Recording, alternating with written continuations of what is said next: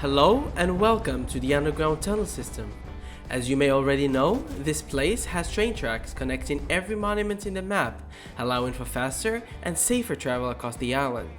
But what makes this place more special are the dwellers that can be found guarding the loot spawns within the tunnels.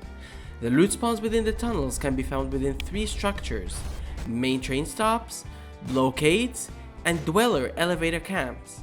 Each one of these has regular boxes containing loot with a chance of a military crate spawn.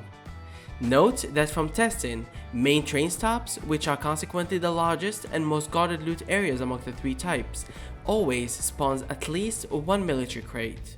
We have done some testing on the amount of loot you can expect from each of these places. We looted each one countless times, then recycled all the components we got from it. The outcomes were narrowly similar each time. These are the approximate results.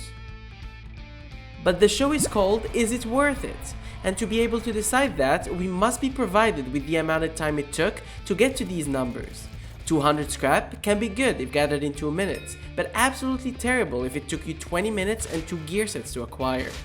So again, we've done some tests as solo players with different weapon tiers, and these were the times it took to clear each section. Now obviously, when you leave your base to farm scrap underground, you must factor in the times of transit. From your base to the nearest station, from the top to the bottom of the station, from the first main train stop you entered at to the one you will end your journey at, and finally from the bottom to the top of the elevator. Hey guys, have you been winning big at the bandit camps roulette and slot machines but now want to win something more than just scrap?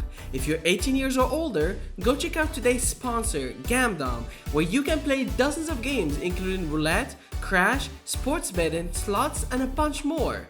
But remember to enter our affiliate code WAYZ or use the link in the description to get 15% rakeback for a whole week, which is huge. Gamdom also offers a wide variety of deposit and withdrawal methods. Now good luck and gamble responsibly. To avoid speculation, we will disacknowledge the time of travel from the base to the station. The time to go up and down the elevator is pretty constant at around 44 seconds if the elevator is available. If we consider the chance of the elevator not being available 50% of the time, then it would bring the average to about 59 seconds, which we would round up to about a 1-minute elevator transit. Whenever you enter the tunnel and exit through a different station, you will have to clear at least 2 main stops, but since the elevator camps only spawn when the server restarts, the most profitable pattern underground would be to clear out 3 main stations, which will most likely have you cross at least 1 blockade, which according to our estimate would take this much for a solo player, depending on the weapon.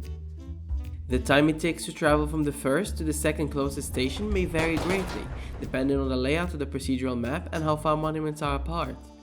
And also, traveling on foot takes a lot longer than using the trains stored in these areas on every main station. I would suggest you always take some low-grade fuel with you and always ride the locomotive. Now, let's see how this compares to the Dome, a monument you can loot without any keycards and isn't affected by how well equipped you are.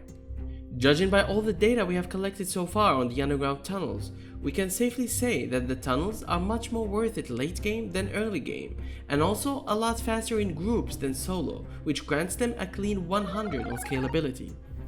It is relatively safer than hitting the road since they are very lightly contested, scoring them a 90 on safety. Raw resources per minute are pretty average if we consider the median of all equipment tiers, earning it a 70. Though the numbers we're based on are for solo players, they would otherwise improve drastically with 1 or 2 more people in the team.